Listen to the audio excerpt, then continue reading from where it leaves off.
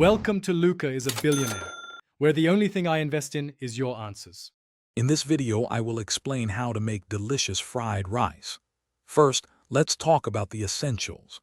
The secret to perfect fried rice starts with using day-old, cold-cooked rice. This prevents it from becoming mushy. Next, prepare all your ingredients by chopping your protein and vegetables into small, uniform pieces. Finally, have your seasonings like soy sauce, sesame oil, and a dash of white pepper ready to go. Preparation is key for a quick and successful stir-fry.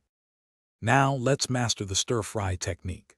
Begin by heating your wok or a large skillet to a very high temperature.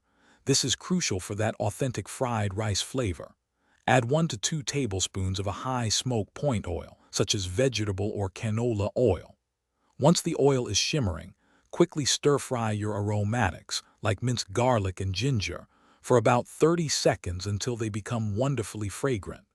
This sets the aromatic foundation for your dish. Next, we'll build layers of flavor. Add your chosen protein, such as chicken or shrimp, and cook it until it is almost done. Then, incorporate your vegetables like peas, carrots, and corn and stir-fry them until they are crisp tender, usually for about 2 to 3 minutes. Push all the ingredients to one side of the pan, add a little more oil, and quickly scramble 2 eggs until they are just set. This adds richness and texture. For the perfect finish, it's time to bring it all together. Add your cold, day-old rice to the pan, breaking up any clumps with your spatula. Drizzle in about 2 tablespoons of soy sauce and 1 teaspoon of sesame oil for that classic fried rice taste. Stir-fry everything vigorously for 2 to 3 minutes, ensuring all ingredients are well combined and heated through.